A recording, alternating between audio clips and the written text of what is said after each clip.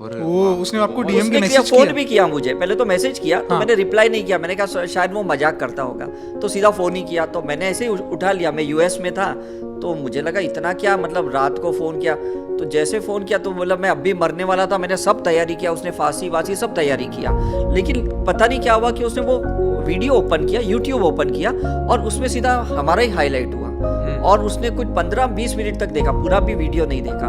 उतने में उसने डिसीजन ले लिया कि अब तो मरना नहीं है।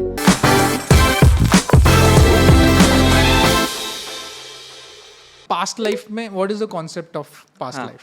पास्ट लाइफ का कॉन्सेप्ट ये है ना कि हमने जो भी गलतियां पहले करी है, चाहे ये लाइफ के पास्ट में या पास्ट लाइफ के पास्ट में, हम उसको एक रिव्यू करते हैं और उसको करेक्ट करते हैं और प्रेजेंट लाइफ हम बहुत अच्छे से जीते हैं करके। That's a simple concept. उसमें सपोज मैंने कोई गलती करी है और मैंने आपसे माफ़ी मांग ली तो ये रिग्रेशन हो गया प्रेजेंट लाइफ का।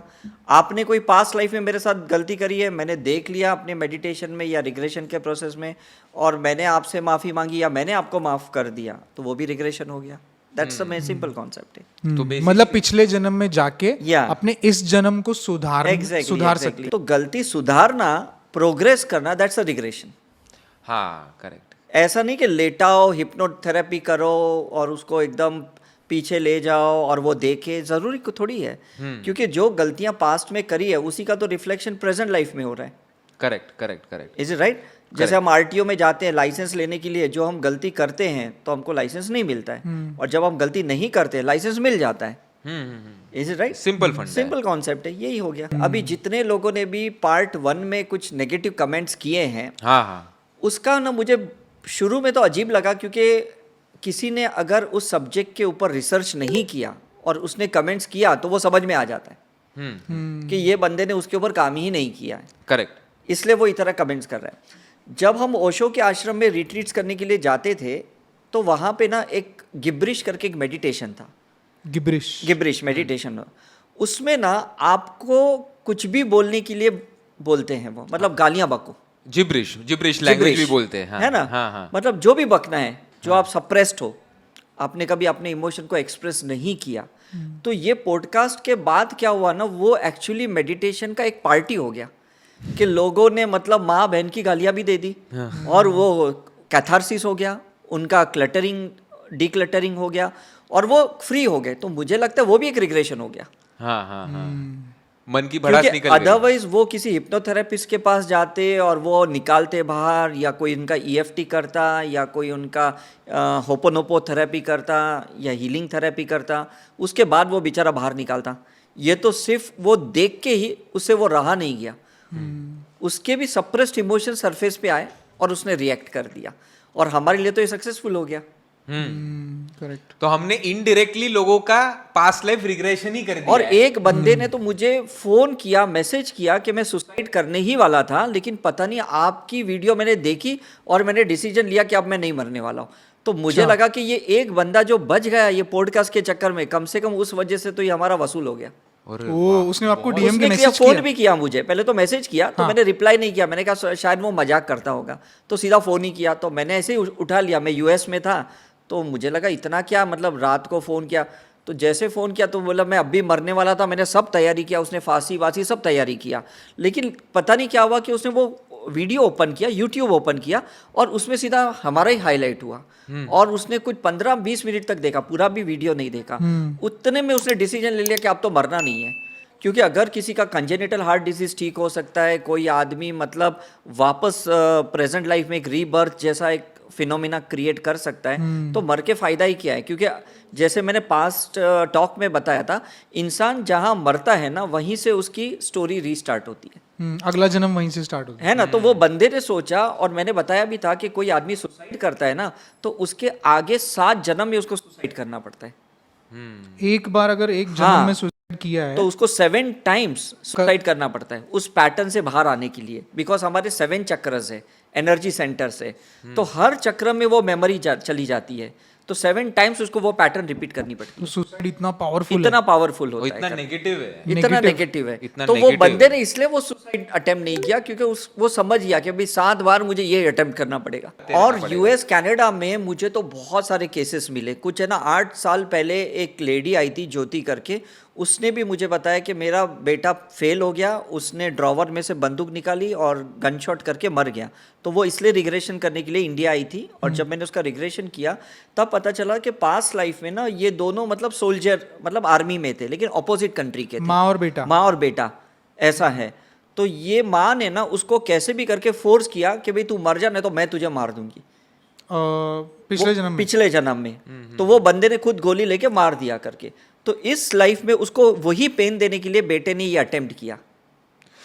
ओहो, मतलब आप सोचो, दोनों ऑपोजिट कंट्री के थे, such a deep connection. Such a deep और ये ऐसे कोई स्टोरी बना भी नहीं सकता नहीं, है बना कि नहीं लोग सकता लोगों है। को कमेंट में क्या लगता है, ऐसी स्टोरी कैसे हो सकती है? नहीं, ये ऐसा कैसे बना सकता है? Exactly, कोई? exactly. कि इतना पावरफुल दिमाग हो कि भाई मैं तो पिछले जन्म में सोल्जर था। सोल्जर ही क्यों? सोल्जर ही क्यों? और हाँ। वो भी वो अपोजिट कंट्री के थे। हाँ। और वो जब पकड़ा गया था तो उसने बोला भाई तू या तो खुद ही मर जा या मैं तुझे मार दूंगा। तो वो बहुत देशभक्त था बंदा, तो बोलता मैं खुद ही मरता हूँ, तू क्यों मारे, तेरे हाथ से क्यों मरूं? मैं मरूं तो अपने मतलब बलबूते पे मरूं ना।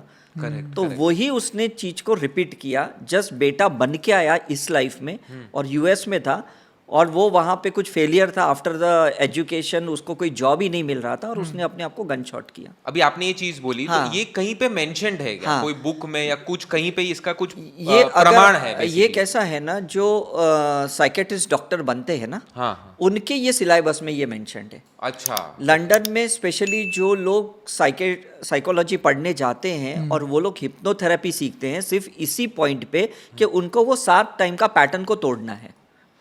ओके। तो आप गूगल में सर्च करना कि जितने भी वहाँ पे डॉक्टर्स हैं वो लोग सिर्फ हिप्नोथेरेपी इसी के लिए मतलब सीखते हैं कि उस क्लाइंट का वो तोड़ पाए।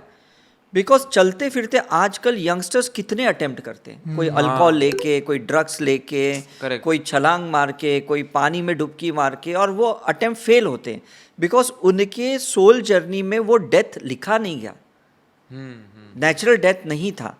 तो क्या होता है ना कि अगर आपको डिवाइन प्लान से चलना नहीं आता और अगर आप डिवाइन प्लान के अगेंस्ट में जाते हो तो डेफिनेटली आपको सक्सेस तो मिलने वाला ही नहीं है। और जब नहीं मिलता तो डेफिनेटली कोई गलती आपने करी है वो चीज़ को आपको रिकॉल करना पड़ेगा, अदरवाइज वो एंकरिंग हो जाती है। करेक्ट। नहीं तो कोई ऑप्शन ही नहीं है कि उसको हम ब्रेक कर पाए कि 7 बार सुसाइड ना करें। इसलिए वो साइकिक सर्जरी करके एक थेरेपी आती है, या हिप्नोथेरेपी होती है या साइकिक सर्जरी करके एक थेरेपी होती अच्छा, है। उससे स्टॉप होता है? उससे स्टॉप होता है। मतलब 2 बार किया तो तीसरी बार नहीं करेगा? नहीं कर सकता, बिकॉज उसमें कैसा है, माइंड को रिप्रोग्रामिंग करना है, हमारे सबकॉन्शियस को रिप्रोग्रामिंग करना है, हमारे अनकॉन्शियस माइंड को रिप्रोग्रामिंग करना है। तो वो कोई हिप्नोथेरेपी करता है तो बाहर से करना पड़ता है, किसी से करवाना पड़ता है, और साइकिक सर्जरी वो खुद को करनी पड़ती है। तो काफ़ी लोग हैं जो हमारे पास सीखते हैं, अटेम्प्ट करते हैं सीखने के बाद, और फिर उनको समझ में आता है कि अब तो मेरे दिमाग से बिल्कुल ये भूत निकल गया मरने वाला, है ना, क्योंकि उन्होंने अपने ही माइंड को रिप्रोग्रामिंग कर लिया। करेक्ट। इससे बड़ा अचीवमेंट और क्या हो सकता है? हाँ हाँ हाँ। Is it right? क्योंकि एक्सटर्नल फोर्स से कोई आदमी आपका माइंड चेंज करे और खुद आप अपना माइंड चेंज करो, उसमें Difference जमीन है। आसमान का फर्क है। करेक्ट। तो ये भी एक रिग्रेशन का प्रोसेस हो गया।